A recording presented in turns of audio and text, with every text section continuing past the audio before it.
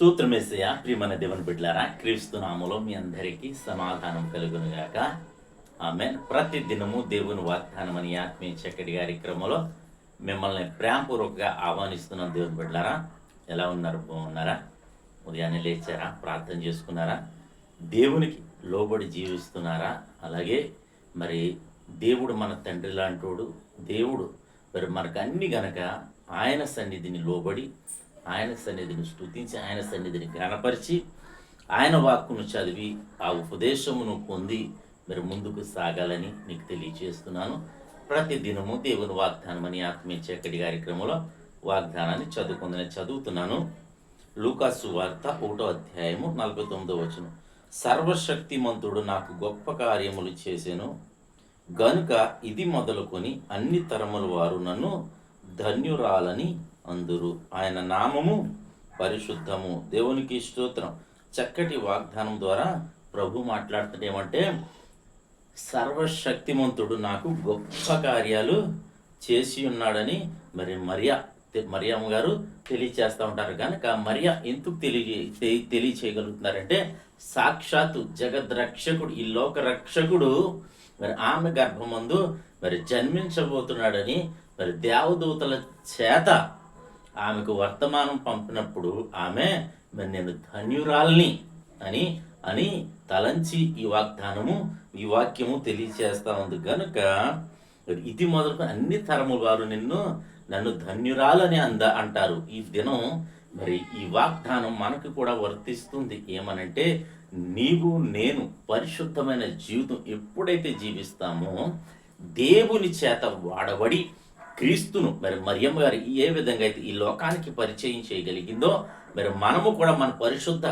మరి ప్రవర్తన ద్వారా కావచ్చు, పరిశుద్ధ జీవితాన్ని బట్టి కావచ్చు, అలాగే పరిశుద్ధ విశ్వాసమును బట్టి కావచ్చు, ఈ లోకానికి ఒకవేళ క్రీస్తును ప్రకటించగలిగితే, లోకానికి క్రీస్తును పరిచయం చేయగలిగితే, మరి మనలను ఏమంటారంటే, నీవు ధన్యుడు ధన్యురాలు అని మరి దేవుడు సెలవిస్తున్నాడు. కనుక ఈ వాగ్దానం నీకును నాకును వర్ధిస్తుంది. కనుక మరి ప్రతి ఒక్కరు విశ్వాసమును పరిశుద్ధంగా కాపాడుకోండి. ఎందుకంటే ఆయన నామం పరిశుద్ధము.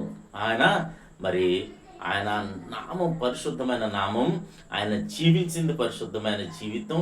ఆయన జన్మించింది మరి పరిశుద్ధము. కనుక మరి నీవును ఆయనను ఆశ్రయించిన నీవు ఈ లోకంలో జీవిస్తున్నావు. కనుక నీవును మరి పరిశుద్ధతను శ్రమలు వచ్చిన పరిశుద్ధతను కాపాడుకుంటూ, మరి అలాగే విశ్వాసమును మరి కోల్పోకుండా మరి బలమైన విశ్వాసం, పరిశుద్ధమైన విశ్వాసం, అమూల్యమైన విశ్వాసం కలిగి మరి ముందుకు సాగగలిగితే మనలను ధన్యులు అంటారు. ఎందుకంటే మన ద్వారా క్రీస్తు ప్రపంచానికి మరి లోకానికి మరి ప్రకటించబడతాడు, మరి పరిచయం చేయబడతాడు.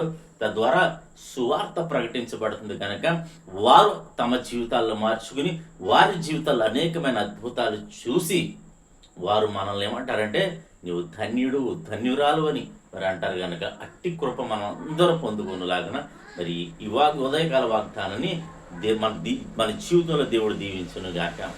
ఆమెను ప్రార్థన చేసుకున్నాం. స్తోత్రం తండ్రి, వందనాలు యేసయ్యా.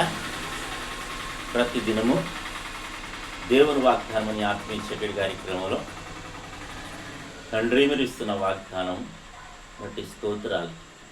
ఎంతమంది ప్రజలు యూట్యూబ్ ద్వారా, షేర్ చాట్ ద్వారా, ఫేస్బుక్ ద్వారా తండ్రి రోడ్డు మార్గం వెళ్తూ చదువుతున్నారు.